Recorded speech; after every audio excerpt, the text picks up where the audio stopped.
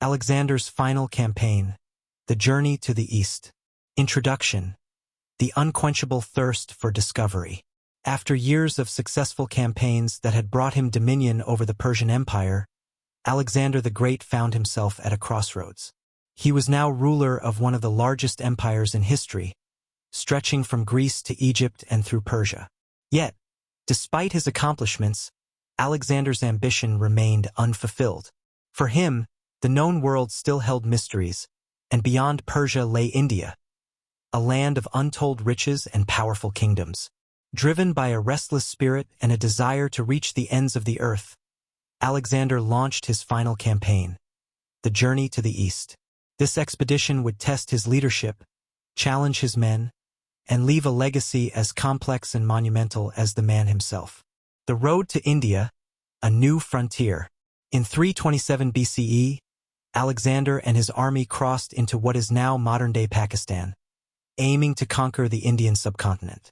This marked a departure from the lands and cultures he was more familiar with. India presented an entirely new world of philosophies, customs, and warfare. The terrain was challenging, with dense jungles, vast rivers, and monsoon rains that turned the ground into a mire. The Indian climate was harsh, and Alexander's men, exhausted from years of continuous campaigning, began to feel the strain. The Indian kingdoms posed formidable resistance. The people were unfamiliar with the Greek phalanx formation, but they had their own distinct methods of warfare, including the use of war elephants.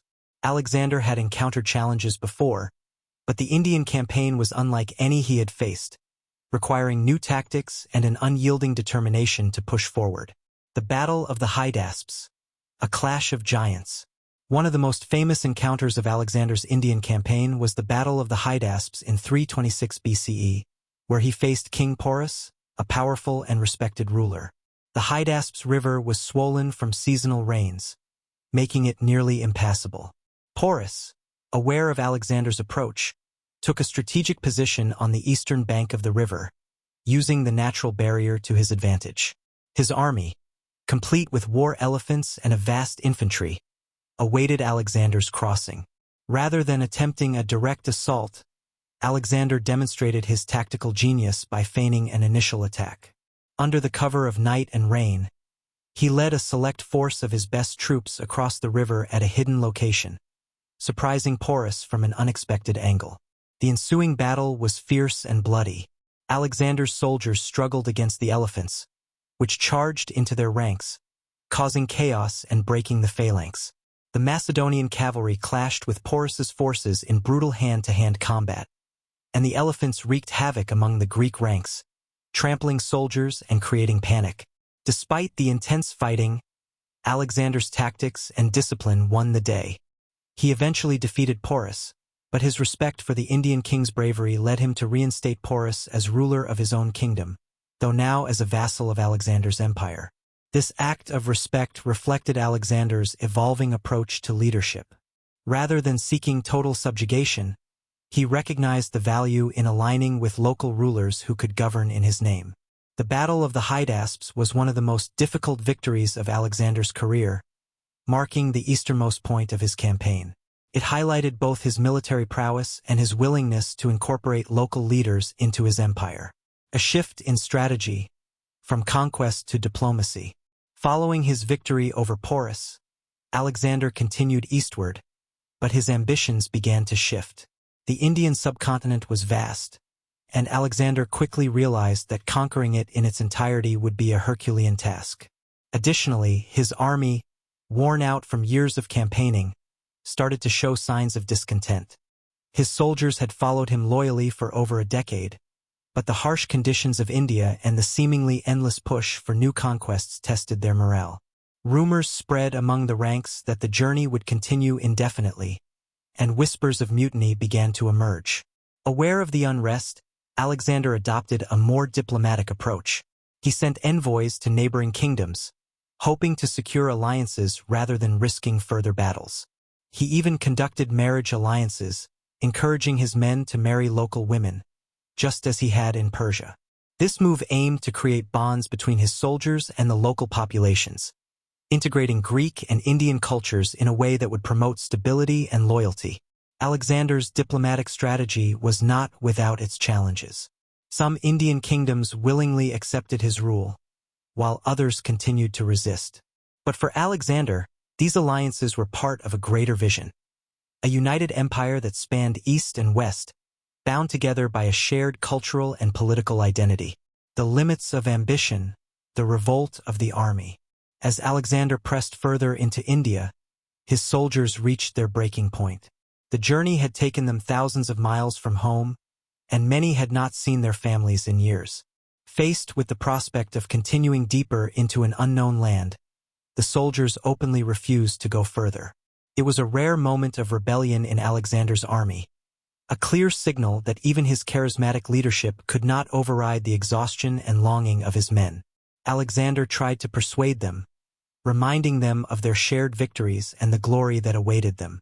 He spoke of the lands beyond, where new challenges and treasures lay.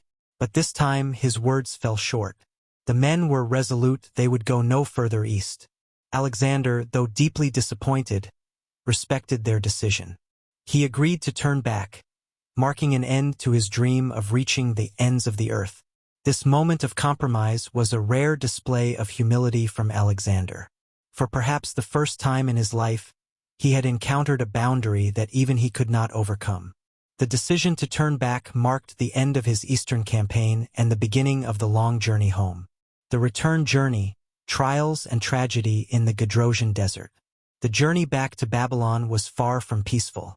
Alexander chose a route through the Gedrosian desert, one of the most treacherous and inhospitable terrains in the world. The desert's scorching heat, scarcity of water, and brutal conditions proved deadly for his men. Thousands perished from dehydration, starvation, and the relentless sun. The Gedrosian desert became a test of endurance that nearly broke Alexander's forces.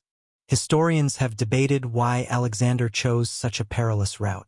Some believe he wanted to prove his resilience and conquer even the most unforgiving landscapes. Others suggest it was a punishment for his men's refusal to march further east. Regardless of the reason, the desert journey became one of the darkest chapters of Alexander's career, symbolizing both the price of his ambition and the human cost of his empire building. By the time Alexander and his remaining forces emerged from the desert, they were battered, weakened, and irrevocably changed. The hardships of the journey took a toll on Alexander himself, physically and mentally. His body was worn, and his spirit, once fueled by boundless ambition, now carried the weight of his decisions and the sacrifices of his men. Legacy of the Eastern Campaign, seeds of the Hellenistic world. Alexander's journey to the east, though ultimately limited by his army's refusal to press further, left a lasting legacy. The blending of Greek and Indian cultures began during his campaign and continued long after his death. Greek settlements were established throughout the regions he had conquered, introducing Hellenistic culture to India. Art, architecture, and religious iconography from this period bear the marks of Greek influence, most notably in the Gandhara region, where a unique Greco-Buddhist art style emerged. The exchange of ideas went both ways. Greek philosophers and scientists gained new knowledge from Indian mathematicians and philosophers, and Indian spiritual concepts began to influence Greek thought. This fusion laid the foundations for the Hellenistic Age, a period in which Greek culture spread throughout Asia, merging with local traditions to create a rich, diverse cultural landscape. Conclusion: the unfinished dream of the East. Alexander's final campaign was a journey of both triumph and tragedy, ambition and compromise. His dream of a world united under his rule, stretching from the Mediterranean to the mysterious lands of India, was ultimately left unfinished. Yet, his journey to the East had a profound impact on history, creating a bridge between cultures that would shape the ancient world. Alexander's legacy endured through the spread of Hellenistic culture, a blend of Greek and Eastern traditions that influenced art, science, philosophy, and religion for centuries. His journey to the East stands as a testament to the complexities of his ambition, a quest not only for conquest but for discovery, understanding, and connection.